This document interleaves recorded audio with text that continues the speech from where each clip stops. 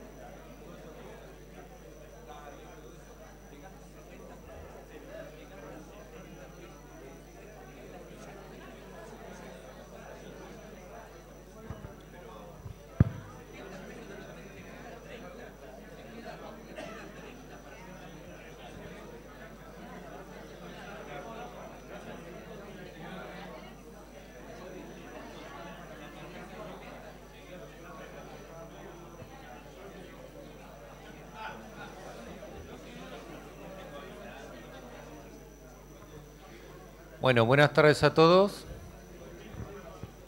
a todas. Buenas tardes. Hola. Qué autoridad, ¿no?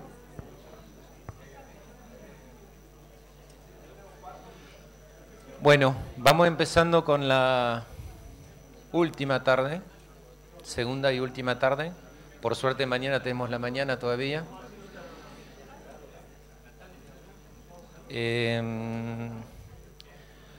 Vamos a terminar, aparte de ahora, el recorrido de los 4 bloques de ejes de la síntesis de los trabajos de los expertos internacionales y nacionales del foro.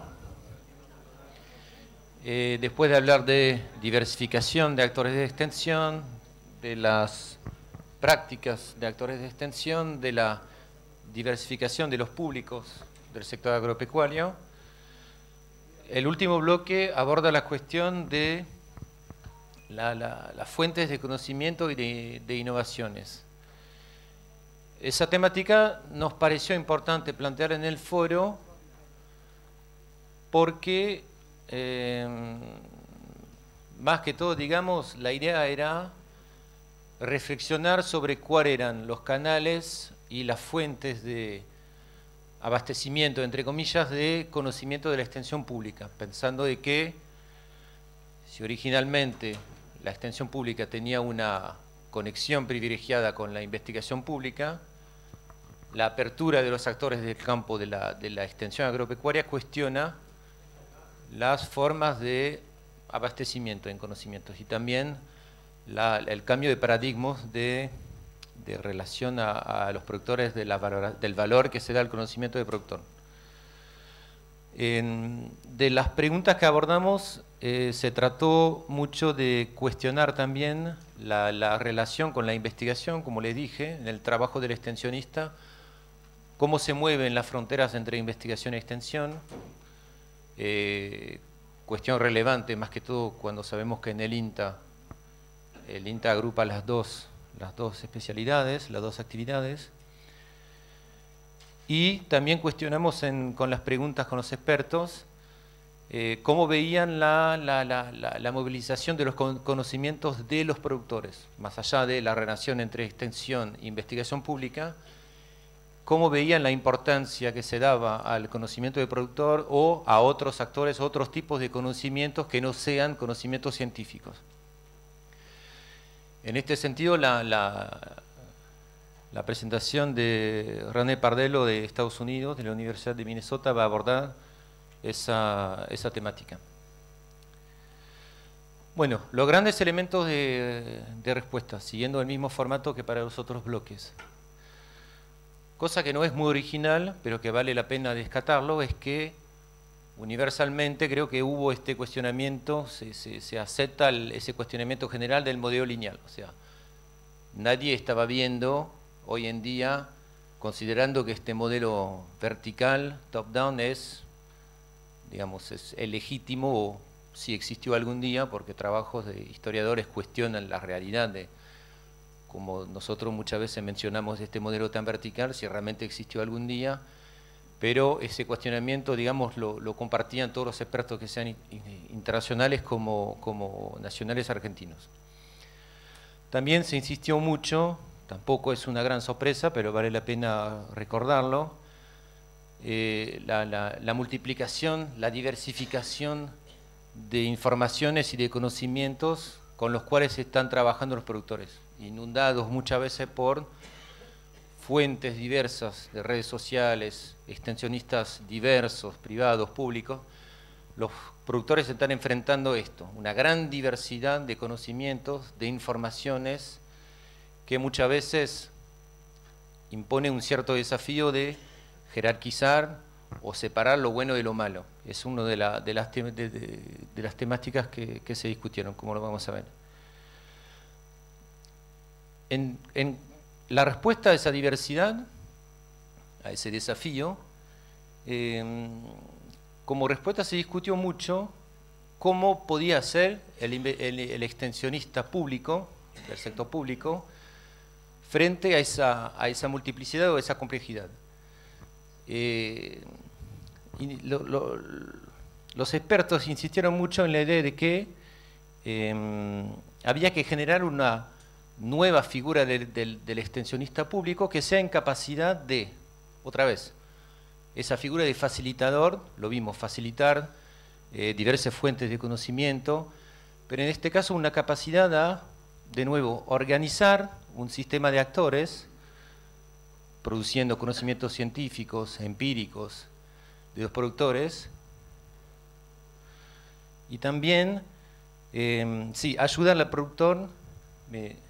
No me siento bien, perdón, me voy a sentar. No me siento bien. Perdón. Se me bajó la presión.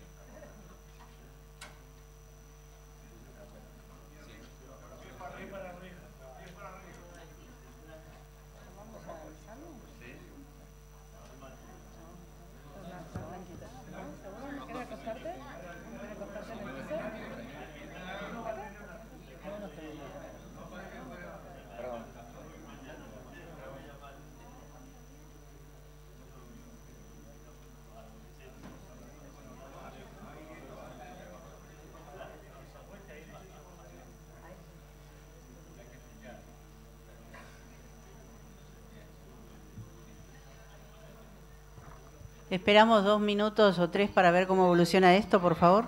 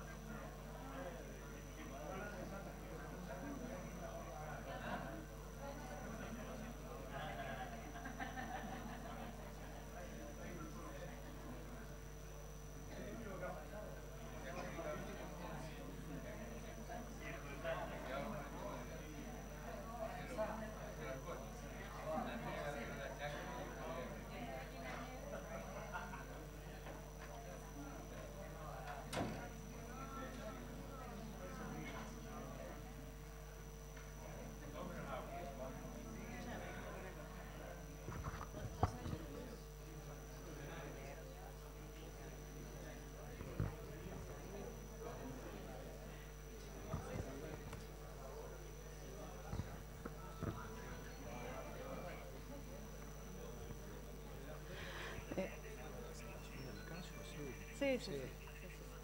Estamos, bueno, ahí está Frederick, que está siendo atendido y ya hemos llamado a una ambulancia. Simplemente se le bajó la presión, ahora vamos a ver si se recupera pronto. Ya estaba terminando casi la presentación, de todos modos todos estos resultados están bastante ya ilustrados en el documento que se les hizo llegar a todos. Y si les parece, ya pasamos a la presentación del siguiente estudio de caso, que, bueno, para ilustrar esta temática, invitamos a René Pardelo, de la Universidad de Minnesota, y presenta el caso de la American Indian Task Force de la Universidad de Minnesota. Hay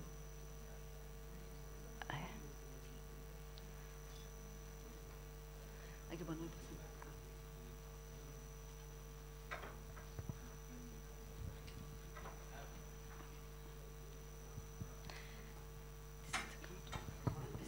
Next, on preview. Okay.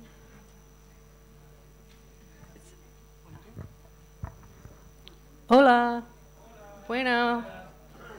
Yo llamo Renee. So, I know our thoughts are probably all with Frederick, and I know that this isn't the best time slot to present after lunch. So, I'd just like to take a moment to just think about Frederick to make sure he's okay. So I'm from the United States of America, Minnesota, way up north near Canada. It's cold there. The lake is not frozen yet. I'm going to talk about our American Indian Task Force and how we work with Native nations in Minnesota. Before I do that, I want to set the stage a little bit and provide a little history.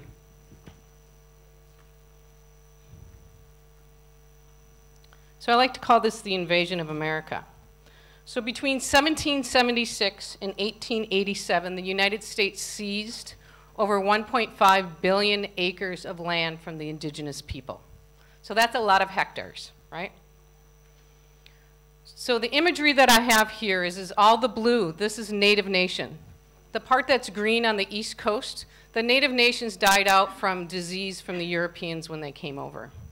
So from 1784, millions of Native Americans in this part of the world.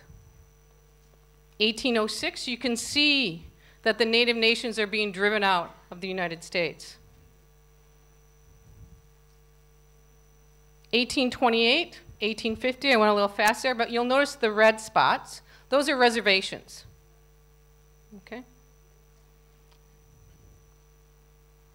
1861.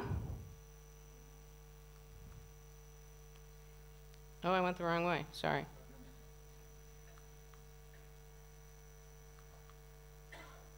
1872, and then present today. So today in the United States we have over 566 recognized tribal nations. And so when I say the word tribal nations, Indian country, indigenous people, Native Americans, American Indians, I mean the same thing, okay?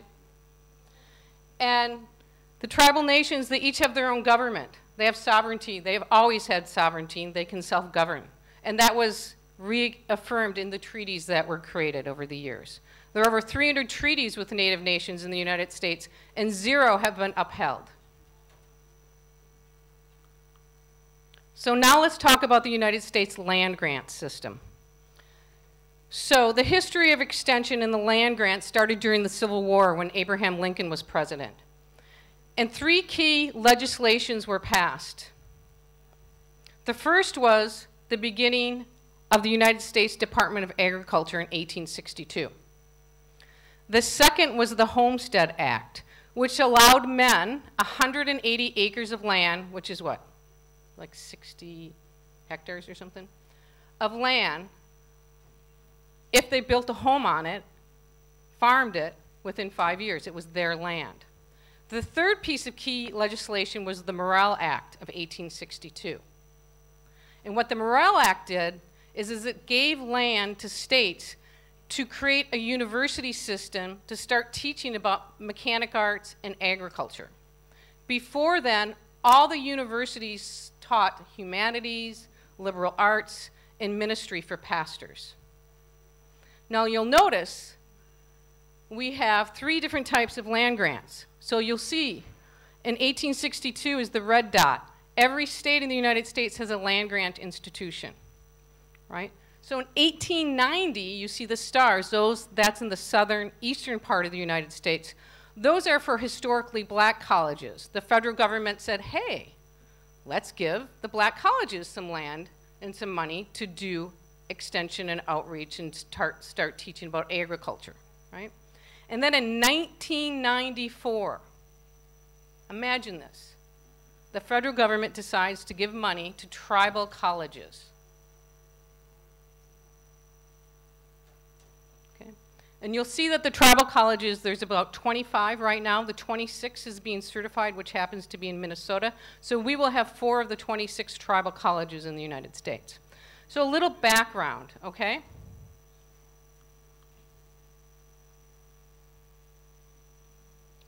So innovation can be a lot of things. It can be technology. It can be sharing ideas. It can be improving on a current idea. It also can be as simply as inviting the voices in that have not been heard or who have not been part of the decisions.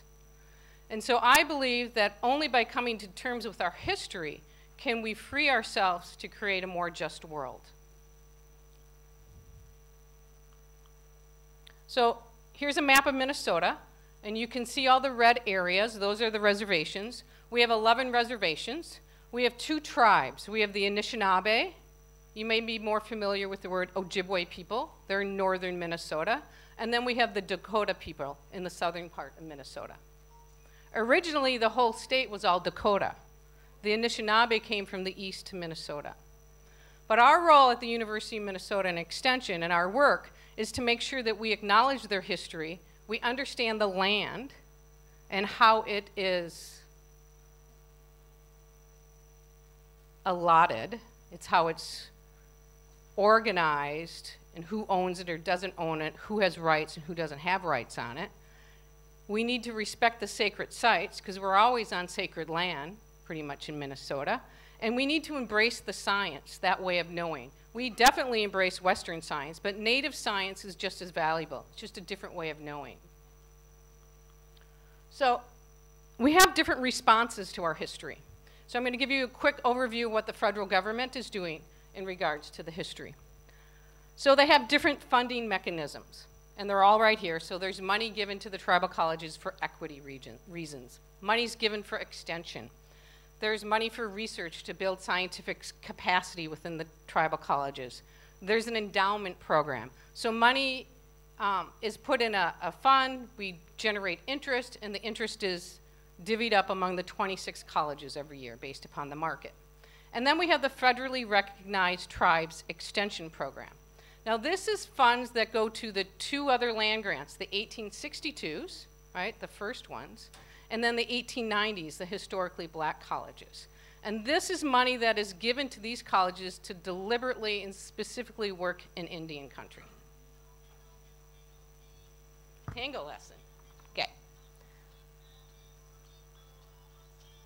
But clearly, there's a consequence if we don't do this well.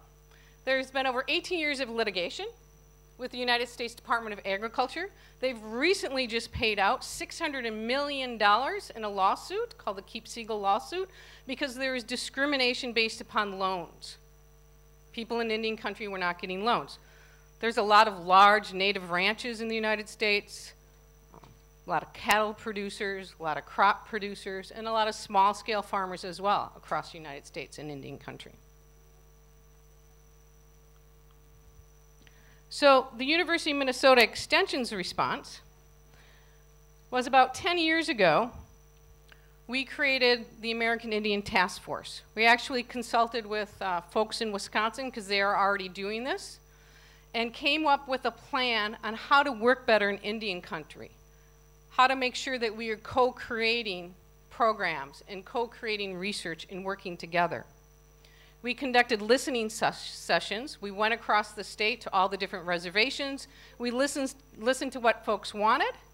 And 2 years afterwards, we actually invested in positions to hire folks to work in forestry, youth development, water resources, and natural resources. So we have extension educators living on the reservation. Generally speaking, they're all native people, working with their communities or their neighboring communities.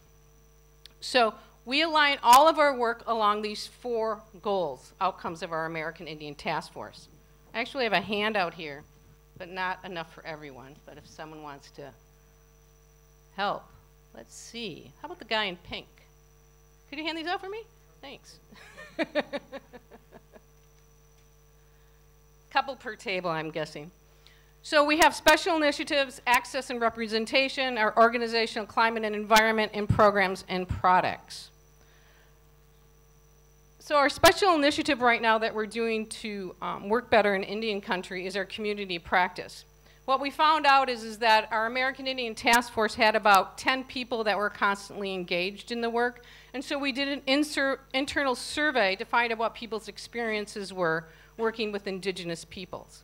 We found out that more than 55 people in Extension had work experience with indigenous peoples in North, South, or Central America. So we started this community of practice so we could learn better from each other and hopefully build better relationships with folks in Indian country. So we have book clubs, we learn about tribal colleges and universities, we have authors that come in and talk to us, we do in-person meetings every year, we go on sacred site tours, and so we're learning. And we're co-learning oftentimes with Native Americans because they may not have that history as well, right? Because they were brought up in a white dominant culture if they lived in the city or if they lived off the reservation. So that's one of our special initiatives. So in regard to access and representation is that we really want to build a workforce in Minnesota that reflects the diversity of our state. And we also want to have volunteers that reflect the diversity of our state and advisory board members. So what we have in Minnesota is that we have these positions, and they're all Native American folks, working in food systems, family development, community vitality, leadership programs, youth development, health and nutrition, and community coordinators. We just got an announcement yesterday that we're hiring 4 new positions. 3 of them will be working in Indian country specifically about opioid addiction, because it's a big issue that's happening in the United States these days. We have Native Americans that are on our advisory boards and their board members as well. So the idea is that by working with folks, we're learning a different way of doing things. For example, when we have meetings in Indian country, there is no agenda. There's not a start time, there's not an end time, there's not a lunch break. If an elder talks, and an elder wants to talk for 10, 20, 30, 40, 50 minutes, that's what happens. That's part of the culture. And so we do things very differently when we're working with folks in Indian country. So regarding our climate and environment is we want to create a space at the University of Minnesota where folks feel welcome, free from discrimination and harassment as well. So they feel free to talk about their way of knowing. So for example, when my colleague talks about her community is the plants, the animals, and the people. When I say community, it's just people. So it's 2 very different ways of knowing and thinking. So that's going to bring to the table different solutions to issues that we share. So we have our community practice. For new employee orientation, we go over the history of Indian country in Minnesota and the current conditions and the governmental structure within Indian country. We have a civil rights training. We do annual, monthly, weekly professional developments. It can be in-person, online, cohort groups, workshops. And then we have an affinity group where Native American staff have a space that they can share, they can talk about their struggles working for a white institution like the University of Minnesota and come up with ideas, things that are working for them or not working for them. So we work on our organizational climate and environment. Finally is our programs and products. So what's resulted from this work is that we're developing programs and products that are specifically designed for this audience and co-created with them and primarily by them. So on the left here is the front cover of a book, a field guide book about plants and animals and stars. So it's more than just the scientific name and the habitat. It will include the story about the importance of the turtle or the importance of wild rice being a family member. It will include, well, if you're going to collect blueberries, you need to know how to build the basket. So what tree do you use for the bark to weave the basket? So it's more than just a field guide book that we're used to in Western science. We have health and nutrition programs. We're doing science programs. We have a 20-year history with one of the schools on the White Earth Reservation. So taking the time to build this relationship, because remember our history, it's a lot of mistrust, right? It's a bad, horrific history that we have. And so it takes time to build those relationships.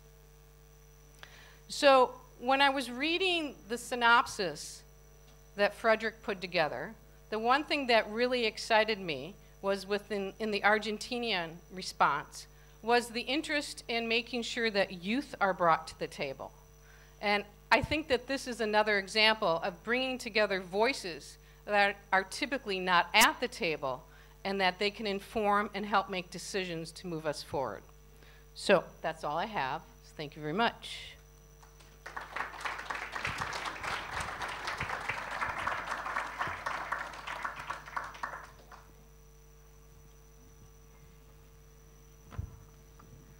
Thank you very much, René. No sé si alguien tiene preguntas.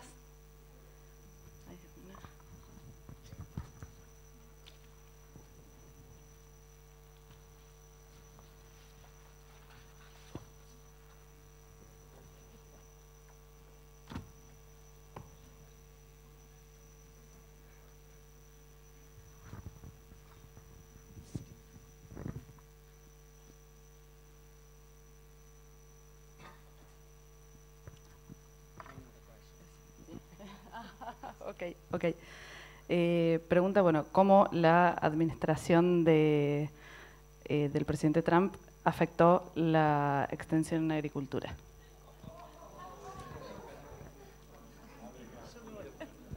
Well, bueno. So I could have told a story last night about a wonderful failure called President Trump. But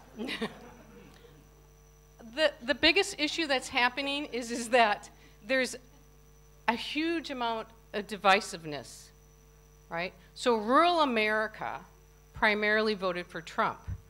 Urban America voted for Hillary Clinton or Bernie Sanders. And so that affects our work. We have over 800 employees in Extension in Minnesota. 65% of them live and work in rural Minnesota. And so they're having to negotiate these divisive behaviors right now that are happening. We have a large immigration population in Minnesota. We have the largest Hmong population that comes from Southeast Asia. We have the largest Somali population. We have a very large Mexican population. What we're having is we're having people, in my opinion, being very hateful towards immigrant groups and asking them to leave, to go away, they need to learn English. And so it's creating this division, which is really hard, right? It's a very difficult challenge that we're all experiencing. So I think I answered that okay. Any other questions about Trump? I think you all know what I feel, but I'm okay with that.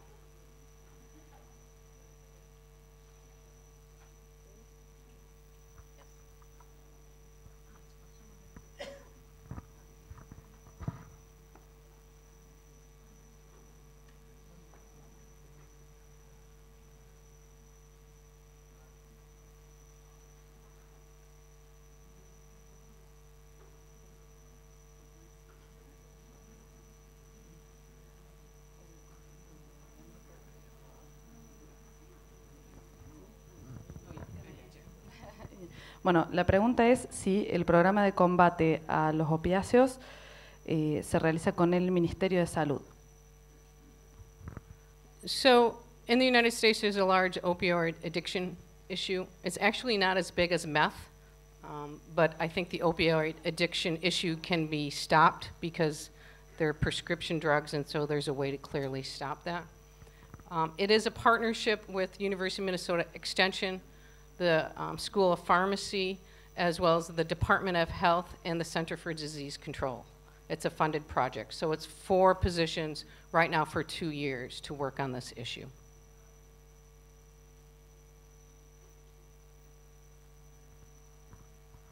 Okay. Muchas gracias. Thank you very much. Perdón. Una más. Seguimos con el ejercicio.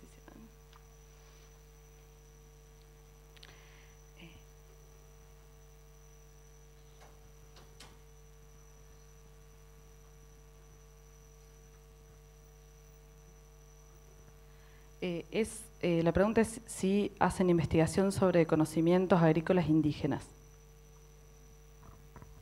So this is a hard one because in the past and even today, there's researchers from the university working in Indian country, extracting data, analyzing the data, creating reports, writing papers, and that university or that professor is gaining from that, and the indigenous people are not gaining from it. So it's an extraction of data. So what we're trying to do is we're trying to have the folks in Indian country guide the research for us and help them gain capacity for their own research abilities, and that they direct us. As you know, some people may believe that way, and other people may be working really hard just to get tenure. So they may forget about that. And so within the university, we're in conflict on a regular basis around these issues.